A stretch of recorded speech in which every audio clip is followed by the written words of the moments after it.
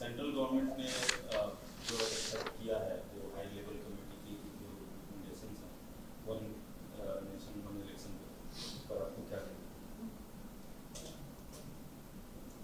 देखिए, मैंने जब 2 जून 2018 को लॉ कमीशन को भी हम ये लिख कर दिए थे और ये जो कोविड कमेटी बनाई गई थी उसके सामने भी मैं खुद गया था, जिसमें हमने इस वन नेशन वन इलेक्शन की मुखालिफत की।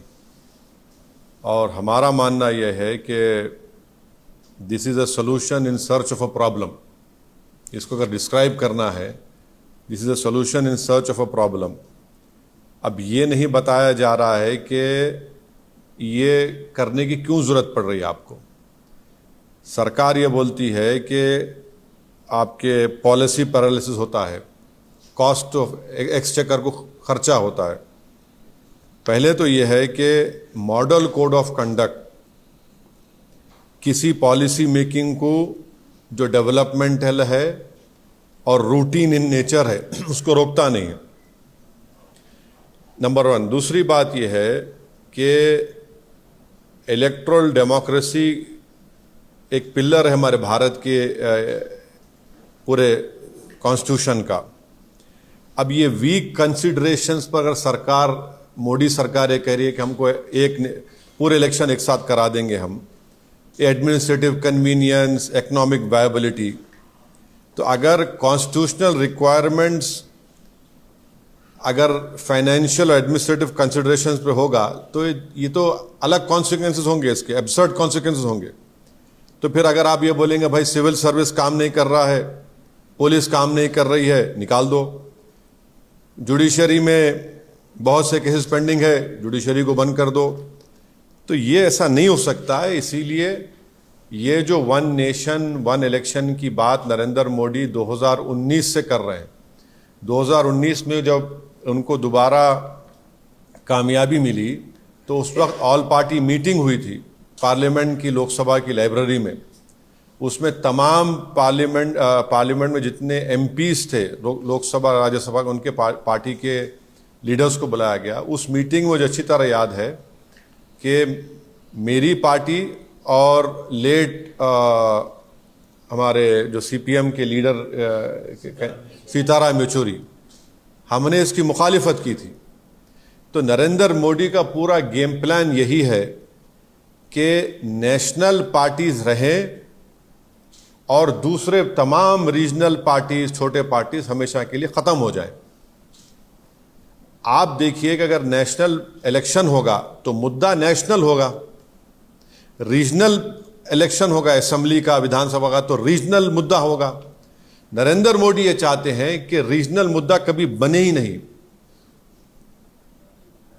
इलेक्शन होगा, अगर हैदराबाद पार्लियामेंट का इलेक्शन होगा तो जाहिर है दिल्ली में जो भी जीत कर जाएगा क्या करेगा। असेंबली का तेलंगाना का इलेक्शन होगा तो भाई आप किसान को क्या देने वाले हैं, हाँ, आप कितने सोशल वेलफेयर के स्कूल्स खोलने वाले हैं, आप हैदराबाद के डेवलपमेंट के लिए क्या करेंगे। तो बीजेपी यही चाहती है कि ये वन नेशन वन इलेक्शन करवाकर रीजनल पार्टीज को कमजोर करके रख दिया जाए। और ये बार बार इनका आर्गुमेंट है कि नहीं, हर थोड़े दिन का इलेक्शन हो रहा है, हर थोड़े महीने के बाद इलेक्शन होना, ये भारत के गरीबों का फायदा है। इसमें फायदा क्यों है बता रहा हूं मैं आपको। जब कभी भी चुनाव होता है नरेंद्र मोदी पीछे हटते हैं, जनता के हित में कोई ना कोई फैसला लेना पड़ता है उनको। चाहे पेट्रोल की कीमतें कम हो जाती हैं, कुछ ना कुछ उनको किसानों को देना पड़ता है। तो ये इलेक्शन होना जरूरी है, क्योंकि जो भी सरकार होगी वो हमेशा अपने खड़े भी रहेगी जनता की खिदमत के लिए। अगर आप 5 साल के बाद पूरा चुनाव कराएंगे तो जनता का जो वोट का बार्गेनिंग पावर है हमेशा के लिए खत्म हो जाएगा। अब हरियाणा को चुनाव हो रहा है, महाराष्ट्र को चुनाव हो रहा है। नरेंद्र मोदी ने कितने मर्तबा जाकर महाराष्ट्र में इनॉग्रेशन किया, बताइए कितने मर्तबा जाकर ये डेवलपमेंट वो डेवलपमेंट का काम मैं कर रहा हूं, फाउंडेशन डाल रहा हूं। तो ये इससे भारत के गरीब मतदानों का, स्टेट्स का बहुत बड़ा नुकसान होगा। और कॉन्स्टिट्यूशन का बेसिक स्ट्रक्चर का हिस्सा है। अब आप एक लेजिस्लेचर का एक टाइम है। अब तेलंगाना का इलेक्शन होगा 28 में, पार्लियामेंट का इलेक्शन होगा 29 में। अब महाराष्ट्र का इलेक्शन होगा अभी नवंबर में, 5 साल के बाद होगा, 29 में होगा। बिहार का इलेक्शन होगा बाद में होगा। आप कैसे सबको उसका टाइम कैसे खत्म करेंगे? आप होते कौन है टाइम खत्म करने वाले? एक लेजिस्लेचर होगा, विधानसभा, तो उसका टाइम होगा ना, टाइम पर चलेगा, वो अपने टाइम पर खत्म होगा। आप कौन होते उसका टाइम खत्म करने के लिए? अब जीएचएमसी का है, अब उसका टेन्योर खत्म होने वाला है, आप बोलेंगे नहीं हम एक साथ कैसे कराएंगे? आप क्यों कराएंगे? अच्छा, बीच में अगर सरकार गिर गई क्या करेंगे आप? फिर क्या करेंगे आप? तो ये भारत के जमहूरियत के लिए, भारत की फेडरलिज्म के लिए, भारत के संविधान के बेसिक स्ट्रक्चर के लिए ये ठीक नहीं है, और गरीब जनता के लिए ठीक नहीं है, किसानों के लिए ठीक नहीं है, युवाओं के लिए ठीक नहीं है। पैसे तो हर इलेक्शन के लिए अलॉकेट होते हैं ना। विधान अब बिहार का या हरियाणा का हो रहा है, उसके लिए कश्मीर का हो रहा है तो पैसे अलॉट हो रहे हैं, महाराष्ट्र का होगा पैसे अलॉट होंगे, और फिर उसके बाद झारखंड का होगा पैसे अलॉट होंगे। तो ये नहीं, ये देखिए, कॉन्स्टिट्यूशन जो है ना, आप एडमिनिस्ट्रेशन को, कॉन्स्टिट्यूशन की जो स्कीम है, आप ये नहीं बोल सकते नहीं पैसे बचाने का। पैसे बचाना तो फिर कल कोई उठ के बोलेगा पुलिस को बंद कर दो, आईपीएस को, कोई बोलेगा कोर्ट में इतना पेंडिंग है। कन्वीनियंस के ऊपर ये सब नहीं करेंगे ना। कॉन्स्टिट्यूशन चलेगा तो कॉन्स्टिट्यूशन प्रिंसिपल्स के ऊपर चलेगा। तो बेसिकली नरेंद्र मोदी सिर्फ, क्योंकि बीजेपी की आइडियोलॉजी आरएसएस की हमेशा ही रही है कि वो रीजनल पार्टीज को नहीं चाहते, इसीलिए वन नेशन वन इलेक्शन का एक मार रहे हैं तुग्गा। हम तो इसकी मुखालिफत किए हैं और मुखालिफत करेंगे, अपोज करेंगे। सर, लेकिन जो हाई लेवल कमेटी है, सारे स्टेक होल्डर से बात करके सबकी राय शुमारी करने के बाद ये रिकमेंडेशन दिया है, नंबर 1। दूसरा, 1 मिनट, आपने रायशुमारी की तो कोई पत्थर की लकीर तो नहीं है ना। क्या कोई कोविड कमेटी भारत के फेडरलिज्म खत्म कर देगी? भारत के कॉन्स्टिट्यूशन में जो एक लेजिस्लेचर का एक फिक्स टेन्योर, उसको खत्म कर देंगे आप?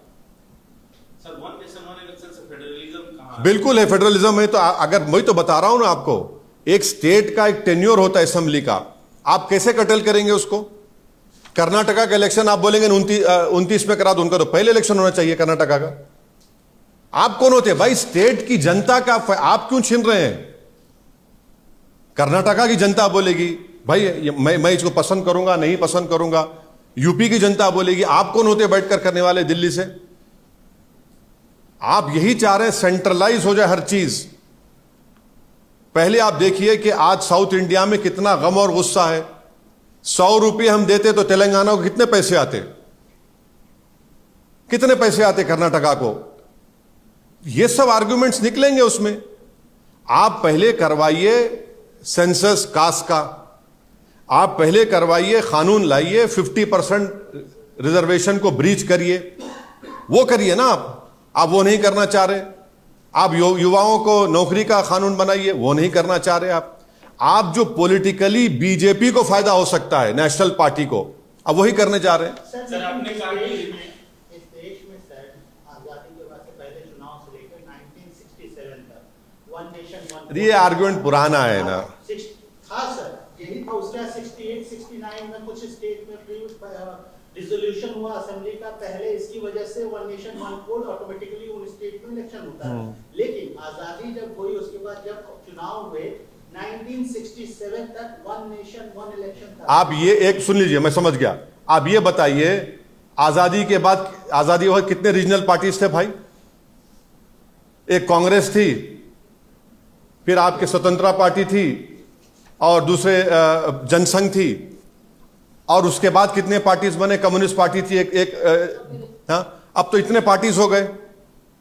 आप वो टाइम पे ले जाना चाह रहे, यही तो कह रहा हूं ना मैं। आप वही टाइम पे लेके जाना चाह रहे कि सिर्फ मैं रहूं हीरो और कोई ना रहे, मैदान मेरे लिए साफ है और मैं चलता रहूं। ऐसा नहीं होने वाला है। आपने कहा कि रीजनल पार्टियों को खत्म करने की साजिश है, केवल नेशनल पार्टीज को बढ़ावा देने की। तो क्या आप बतौर रीजनल पार्टी सदर और दूसरी रीजनल पार्टी के पार्टियों से कंसल्ट करके इस चीज को उठाएंगे, एक कोई कॉकस या नहीं नहीं, देखिए ये सवाल अभी उठता ही नहीं है।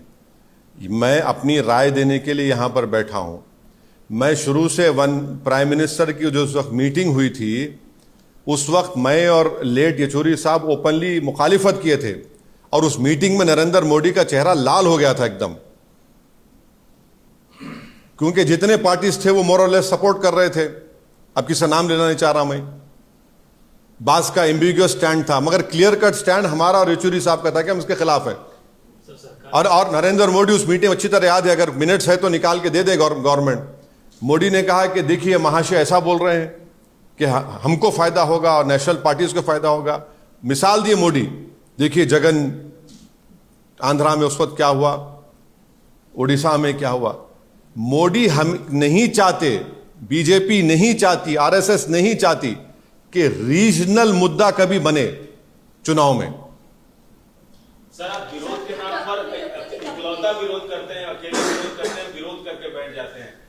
जब विरोधियों को साथ आने की, खड़े होने की बात होती है तो आपने, इसीलिए आप टीम बी टीम होने का आरोप नहीं, आप विरोध करके बस बैठ जाते हैं। विरोध नहीं, देखिए अब देखिए, तभी तो आप यहां पर आए हैं ना, वरना क्या थे क्या आप? इतने लोग माशाल्लाह, देखिए इतने लोग आ गए एक दीवाने को सुनने को, तभी तो कुछ है ना कि हमारी बात में सब्सटेंस है। ऐसी तो बात नहीं, विरोध करना जमहूरियत का हिस्सा है। अगर विरोध नहीं होगा तो फिर डिक्टेटरशिप हो जाएगी। रीजनल पार्टी से कंसल्ट करके नहीं, हम इसके, मेरा बोलना है कि वन नेशन वन इलेक्शन के AIMIM पार्टीज के खिलाफ थी, है और रहेगी। अगर पार्लियामेंट में लेकर आएंगे हम उसका अपोज करेंगे। जनता के पास भी जाकर हम बताएंगे कि आपका नुकसान होने वाला है। अगर कोई सरकार 5 साल के लिए बन जाएगी, क्या काम करेगी भाई? वो प्रदेश का मुद्दा कभी मुद्दा ही नहीं बनेगा। अब इतना बड़ा स्टैचू गिर गया छत्रपति शिवाजी का, अपन सोचिए थोड़ी देर के लिए, अगर एक चुनाव होगा तो मोदी बोलेंगे मैं ही सबसे बड़ा हूं, बस मुझे देखो, मैं बोल रहा हूं। कभी नहीं बनेगा। अब उत्तर प्रदेश में मोदी ने कहा था कि वो जो जानवर रोडों में भाग रहा है, थर्ड फेज के बाद कहां वो जानवर आज भी फिर रहा है, खा रहा है। ये बेसिक स्ट्रक्चर के खिलाफ है, फेडरलिज्म के खिलाफ है, कॉन्स्टिट्यूशन की जो स्कीम है उसके खिलाफ है, और ये डेमोक्रेसी के लिए ठीक नहीं है और जनता के लिए ठीक नहीं है। चुनावों को नजर में रखते हुए 2027 में जो उत्तर प्रदेश के चुनाव, उसको लेकर शायद बीजेपी ये कर रही है, क्योंकि अभी लोकसभा के चुनाव में उनका परफॉर्मेंस उत्तर प्रदेश में उतना वैसा नहीं हुआ है। क्या लगता है, ये उत्तर प्रदेश के चुनाव को नजर में रखते हुए ये कोशिश की जा रही है? मैंने हो सकता इसी सवाल के साथ हो सकता सवाल है कि अब वन नेशन वन इलेक्शन की बात कही गई है, तो जो दीगर राज्यों में चुनाव होने हैं, तो क्या उसके नतीजे भी इस बात को बता सकते हैं कि पब्लिक इससे सहमत है नहीं है? वो एक मसला हो सकता है, मुद्दा हो सकता है आपके लिए और विरोधी पार्टियों के लिए। क्या मुद्दा होगा? जनता फैसला देगी अपना। ये तो लग रहा है कि हरियाणा बुरी तरह हारने वाले हैं बीजेपी, और फिर लगता है कि कश्मीर में इनका खाता नहीं खुलेगा। जम्मू में मुकाबला होगा। अगर जम्मू के मुसलमान मुत्तहदा तौर पर वोट का इस्तेमाल करेंगे तो वहां पर भी इनका बहुत बड़ा लॉस होने जा रहा है। हरियाणा में तो बुरा हाल है, जितना हम सुन रहे हैं, खुद बीजेपी में रिवोल्ट है। सर आपके शहर हैदराबाद में एक बड़ी घटना घटी है, केटीआर ने ट्वीट करके भी बताया है। 68 बच्चों का मौत हुआ है गांधी हॉस्पिटल में, और उससे ज्यादा कई महिलाएं भी मरी। टोटल 70 के करीब मौतें हुई हैं सिर्फ अगस्त के महीने में। तो आप नहीं, वो बोलना क्या चाह रहे? वो उन्होंने सवाल उठाया कि इतनी मौतें कैसे हो नहीं, एक महीने में? एक नहीं तो कैसे मौत हुई वो बोल रहे हैं, वो रीजन बता रहे हैं क्यों मौत हुई है। हाँ, नहीं वो बता रहे हैं कि क्यों मौत हुई है। भाई अस्पताल में कोई जीता भी है, अगर कि डॉक्टर्स की नेग्लिजेंस है तो यकीनन इंक्वायरी होगी ना। अस्पताल में अगर कोई इंतकाल हो रहा है किसी का तो नेग्लिजेंस है तो बताइए। वो बोल सकते हैं, मेरे को तो मैं देखा नहीं उनका, क्या वो ट्वीट किए, क्या वो एक्स पे किए क्या? अच्छा, एक्स पे किए। और उन्होंने पार्टी की फैक्ट फाइंडिंग कमेटी बनाई है जो जाके वहां हॉस्पिटल में जो पीड़ित हैं उनसे की चीजें जानने की कोशिश अरे करेंगे। आप शहर हैदराबाद जा सकते वो नहीं, वो कहीं भी जा सकते हैं भाई, कौन रोका उनको? कहीं भी जा सकते हो, उनको जाना चाहिए। अच्छा है, जा रहे हैं, जाना चाहिए। आप सांसद हैं, आप क्या कर रहे हैं इस घटना पे? अरे भाई मेरे को नहीं, मैं तो अभी सुना हूं ना, मेरे कॉन्स्टिट्यूंसी में उस्मानिया आता है, मैं तो गवर्नमेंट को बोलकर नई बिल्डिंग बनवा रहा हूं, मैं तो कामयाब हो गया नई बिल्डिंग में। जो उस्मानिया की बिल्डिंग मैं तो बोल बोल के थक गया था इन लोगों को, बनाओ या तोड़ो, तो ना वो बनाए ना तोड़े। अब कम से कम रेवंत रेड्डी ने मेरी बात सुन ली, चीफ मिनिस्टर ने, और वो गोशामहल स्टेडियम में नई हॉस्पिटल बन रहा है उस्मानिया का, मैं शुक्रगुजार हूं। वो पूरे बेहतरीन बहुत बड़ी इमारत तामीर होगी अस्पताल के लिए। तो अब ये जो अभी आप इनके बारे में बोल रहे हैं, मैं तो मालूम करूंगा कि भाई अगर डॉक्टर्स की नेग्लिजेंस है तो हम कुछ बोल सकेंगे, वरना गैर जरूरी कि हम वो डॉक्टर्स को क्यों आप इल्जाम लगाएंगे। देखिए गांधी हॉस्पिटल में 98% पूरे गरीब जाते हैं, उस्मानिया में गरीब जाते हैं, वहां पर उनके लिए वो बहुत बड़ी एक सहूलत है। अब कुछ हो रहा है तो नहीं मालूम, मैं बैठकर यहां पर वहां के डॉक्टर्स की उंगली नहीं उठा सकता, और मुझे मेरी जिम्मेदारी भी है कि मैं बैठकर सिर्फ बोलूं ये जिम्मेदार है। भाई क्या हो रहा है, कैसे हो रहा है, हम पूछेंगे, मालूम करेंगे, सुप्रिटेंडेंट से बात करेंगे उसके बाद। केंद्र सरकार का कहना है कि 80% रेस्पोंडेंट्स जो थे इस वन नेशन वन इलेक्शन को लेकर सबने सपोर्ट किया। जिन्होंने नहीं किया है, जिन पार्टी ने नहीं किया है, अंदरूनी प्रेशर के चलते उनको भी कल करना पड़ेगा। अब अंदरूनी प्रेशर क्या पड़ने वाला नहीं मालूम मेरे को, अंदरूनी प्रेशर क्या होगा नहीं मालूम क्या होगा। नहीं, लेकिन आपको नहीं लगता कि इन सारी चीजों का जो भी आपने सवाल उठाए उनके बारे में भी कमेटी में चर्चा हुई होगी और उसके बारे में भी कुछ सलाह मशवरा हुई होगी? क्योंकि जब आप सवाल उठा रहे तो ये सवाल तो पहले से जहन में थे और आपने पहले ही आपत्ति जताई। देखिए गुजरात में एक मामूली सा वक्फ बोर्ड नहीं बना सकते ये लोग। 96 से प्रोसेस शुरू हुआ, कोर्ट को गए, कोर्ट उल्टा करते गए, गलत फैसले लेते गए। अब कोविंद साहब को तो बनाए हैं, प्रेसिडेंट ऑफ इंडिया थे, उनको जिम्मेदारी दी गई है। अब क्या बोल सकते हैं उसके बारे में? यही बोल सकते हैं कि ये हमारा जो स्टैंड है हम उस पर कायम रहेंगे। अब वो अगर कल सरकार गिर जाएगी तो क्या होगा बताइए? अगर ये बीजेपी की सरकार गिर गई 2026 में, फर्ज करिए, अल्लाह करे हो जाए, नहीं मालूम, अगर गिर गई क्या करेंगे? क्या करेंगे बताइए? कैसे करेंगे आप? क्या करेंगे? टेन्योर क्या होगा उसका? आप बोलेंगे नहीं टेन्योर होगा 29 तक ही, या फिर टेन्योर होगा 5 साल का। क्या है बताइए ना आप। मैं ये तो बोल रहा हूं भाई, भारत की जनता एक फैसला देती है, आप कौन होते भाई फैसला बदलने वाले? सर वक्त अमेंडमेंट बिल को लेकर वापस से बयान आया, हाँ बोलिए। कहा है हाँ। कि कुछ ही दिनों में वापस बिल लाया जाएगा। अमित शाह को यह जेब नहीं देता कि वो भारत के होम मिनिस्टर हैं।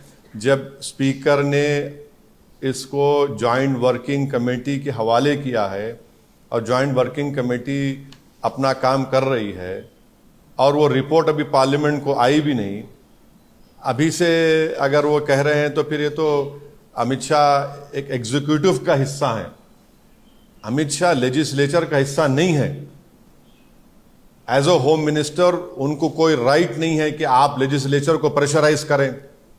आप प्रेशराइज कर रहे हैं लेजिस्लेचर को कि विंटर सेशन में ला लो रिपोर्ट को। आप होते कौन है? भारत में संविधान में theory of separation of powers है, लेजिस्लेचर इंडिपेंडेंट है, जुडिशियरी इंडिपेंडेंट है, एग्जीक्यूटिव है। आप एग्जीक्यूटिव का हिस्सा है अमित शाह, आप होते कौन है हमारे को प्रेशराइज करने के लेजिस्लेचर को? आपको कोई राइट नहीं है लेजिस्लेचर को आप प्रेशराइज करें, और आप डरा रहे हैं लेजिस्लेचर को ये कहकर।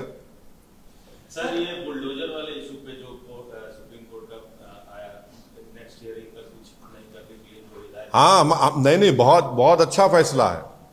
हम तो चाहेंगे कि सुप्रीम कोर्ट जो 1 अक्टूबर को गाइडलाइंस देगा, हम तो बेचैनी से इंतजार में उन गाइडलाइंस के। 1 अक्टूबर तक तो कोई कुछ नहीं कर सकता। भाई आप बुलडोजर को ग्लोरीफाई कर रही थी बीजेपी, संविधान को ग्लोरीफाई नहीं कर रही थी। ग्लोरिफिकेशन ऑफ बुलडोजर हो रहा था। और आप देखिए, अगर किसी एक मोहल्ले में 50 घर हैं और सिर्फ घर तोड़ा जा रहा है अब्दुल रहमान का, तो आप ये बता रहे हैं कि वो पूरा मोहल्ला इलीगल नहीं है, सिर्फ यही इसका घर इलीगल है। ये कौन सा है? तो नफरत की मिसाल है ये तो कम्युनलिज्म है पूरा, ये बीजेपी का। तो उत्तर प्रदेश में, मध्य प्रदेश में, गुजरात में, महाराष्ट्र में कैसे कैसे वाकयात हुए, दिल्ली में। देखिए, जो भी सरकार तोड़ना चाह रही है, ड्यू प्रोसेस को फॉलो करना पड़ेगा आपको, नोटिस देना पड़ेगा आपको। आप मनमानी नहीं कर सकते। कोर्ट का स्टे है तो भी तोड़ दे रहे आप। इलाहाबाद में वाइफ के नाम पे घर है, क्योंकि उसने CAA प्रोटेस्ट में हिस्सा लिया, आपने पति को नोटिस दे घर तोड़ दिया आपने। तो ये तो जुल्म है ना। इसमें आप मेरे मालूम था आप पूछेंगे, मेरे जवाब में वो भी शामिल है। सर, गणपति विसर्जन के दौरान कर्नाटक में, तेलंगाना के कुछ हिस्सों में, उसके अलावा देश के अन्य हिस्सों में नहीं, तेलंगाना में कहीं पर भी कुछ नहीं हुआ अल्हम्दुलिल्लाह। तेलंगाना में पीसफुल रहा, दोनों कम्युनिटीज ने मिलकर। हाँ, थोड़े बहुत है बात, जहरीले लोग हैं, वो अपनी कोशिश करते रहते हैं, मगर तेलंगाना में पीसफुल हो गया। कल जलगांव में वहाँ पर कुछ हो रहा था रात में, तो वहाँ के मैं जलगांव के SP से बात किया, मैं उनको शुक्रगुजार हूँ। उन्होंने बोले हम 4 एक्शन ले रहे हैं, आप बिल्कुल मुतमईन रहिए। कर्नाटका में हुआ 2-3 जगह पर, तो अफसोसनाक बात है, नहीं होना था। मिलाद का जुलूस होने वाला है सर, कुछ अपील करेंगे, कुछ मैसेज? नहीं, हम तो ये भी पुरअमन जाएगा, पुरअमन जाना चाहिए और पीसफुल जाना चाहिए। हम पूरा कोऑपरेट कर रहे हैं। इसीलिए तो मिलाद कमेटी ने गणेश विसर्जन को सामने रखकर उसको 5 दिन के लिए उसको मुलतवी किया, अमन के लिए, पीस के लिए। हमारा खुद पार्टी का पिछले 55-60 साल से हमारा जलसा होता है, तो वो विसर्जन से 1 दिन पहले मुशायरा और जलसा होता था, हमने उसको 1 वीक पोस्टपोन कर दिया। हमारी पार्टी ने बहुत बड़ा डिसीजन, कभी हमने ऐसा पोस्टपोन नहीं किया था। हमने फैसला लिया कि चलिए तेलंगाना के अमन के लिए बहुत ज़रूरी है, क्योंकि हैदराबाद में विसर्जन से 2 दिन पहले से भी गणेश उठाना शुरू हो जाते, तो हम बोले पीसफुल तरीके से हो जाए, फिर हम अपना पब्लिक मीटिंग करेंगे। और हमको उम्मीद है कि इंशाल्लाह ये मिलाद जुलूस भी पीसफुल जाएगा। और मैं तमाम लोग जो उसमें शिरकत करेंगे उनसे भी अपील करूंगा कि आप याद रखिए कि हैदराबाद का अमन, तेलंगाना का अमन बहुत इम्पोर्टेंट है, और पूरा पुलिस से कोऑपरेट करिए।